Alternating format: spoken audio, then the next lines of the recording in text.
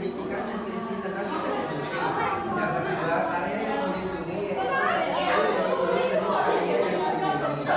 Nomor 3 yaitu dasar hukum tentang hukum yang mengatur desain industri. Yang keempat, masa perlindungan serta menjelaskan jangka waktu perlindungan dari desain industri.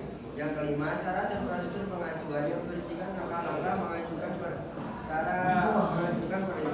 Dan yang keenam yaitu contoh kasus pelanggaran. Itu yang poin pertama yaitu tentang pengertian desain industri yang akan saya presentasikan. Apa itu desain industri? Desain industri dalam hak atas kekayaan intelektual adalah penampilan suatu dari suatu produk yang membuat menarik dan berbeda dari produk lain, sehingga ini mencakup bentuk dari konfigurasi, pola, atau kombinasi warna yang diterapkan pada produk dalam bentuk 3 dimensi atau 2 dimensi.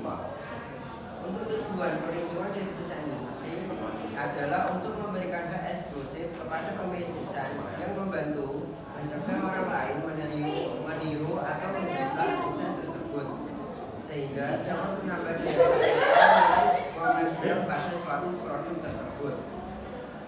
Untuk poin yang kedua yaitu karya yang dilindungi yang akan dipresentasikan oleh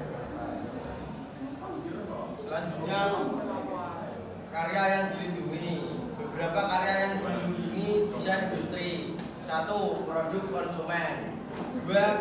Kemasan, 3. Desain handphone, 4. Produk mode, 5. Alat transportasi. Kemudian nomor 3 yaitu dasar hukum yang akan dipresentasikan oleh Arvin. Yang ketiga adalah dasar hukum yang mengatur desain industri di Indonesia diatur dalam Undang-Undang Nomor 31 Tahun 2000 tentang desain industri yang bersifat meliputi perlindungan preventif dan perlindungan represif. Dengan adanya perlindungan terhadap pemegang hak desain industri membuat para pendesain untuk lebih kreatif dan positif dalam menciptakan dan menghasilkan karya-karya desain industri. Kemudian poin yang keempat yaitu masa perlindungan dari hak desain industri yang akan dipresentasikan oleh Silvi. Masa perlindungan desain industri adalah 10 tahun sejak tanggal penerimaan pemegang hak desain industri memiliki hak eksklusif untuk melaksanakan sertifikat dan melarang orang lain tanpa persetujuan membuat, memakai, menjual, mengimpor, mengekspor atau mengandalkan produk-produk lain. Untuk poin yang kelima yaitu syarat dan pengajuan prosedur yang akan dipresentasikan oleh Sinta.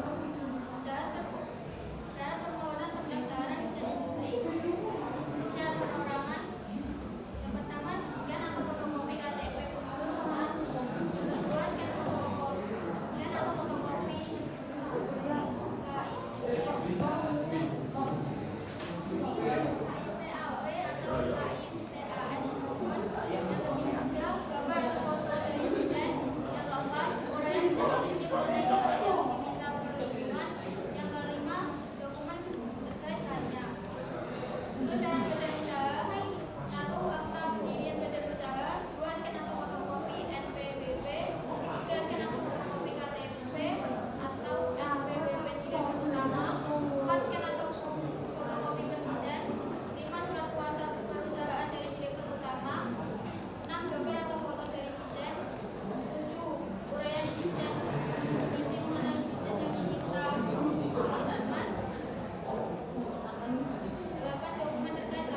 Kemudian prosedur pendaftaran desain industri baru yang akan dipresentasikan oleh Alfa.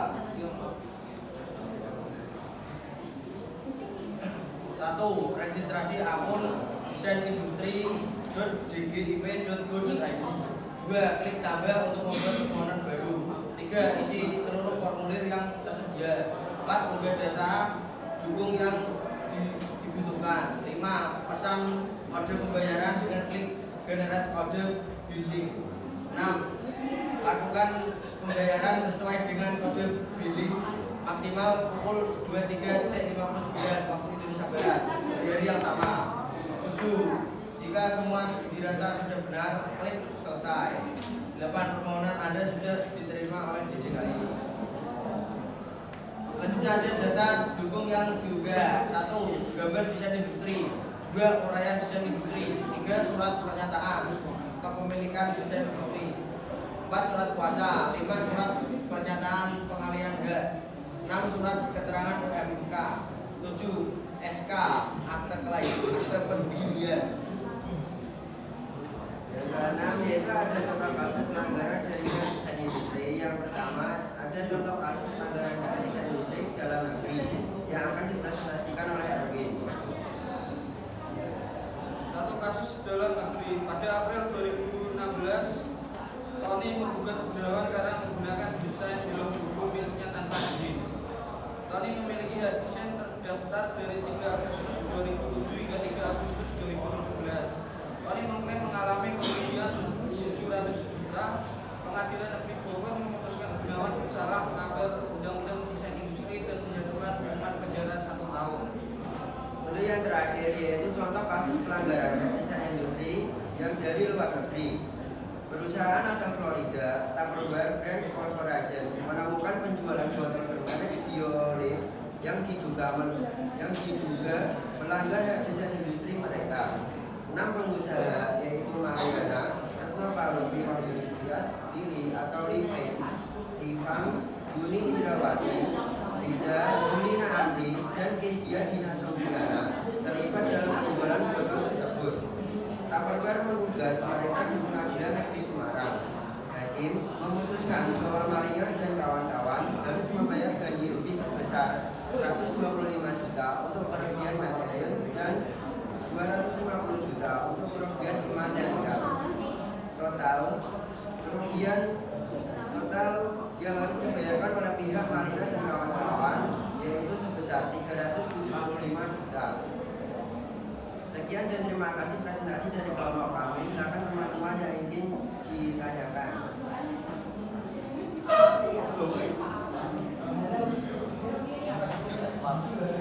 Ya,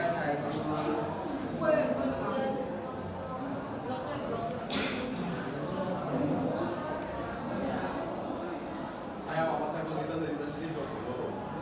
Apa manfaat mendaftarkan desain industri? Saya akan menjawab pertanyaan dari Saiful.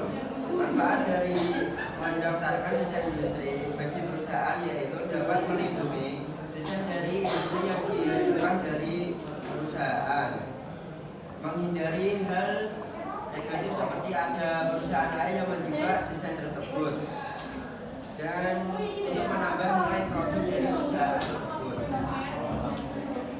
Oke, terima kasih. Sama-sama Saiful. Silakan teman-teman ada yang ingin ditanyakan lagi.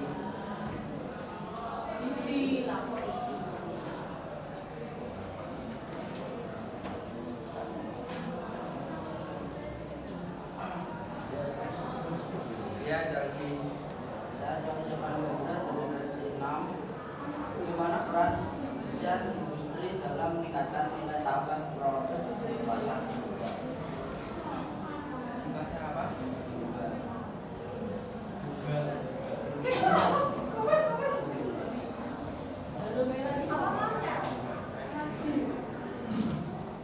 Bagaimana peran desain industri dalam meningkatkan nilai tambah produk di pasar global?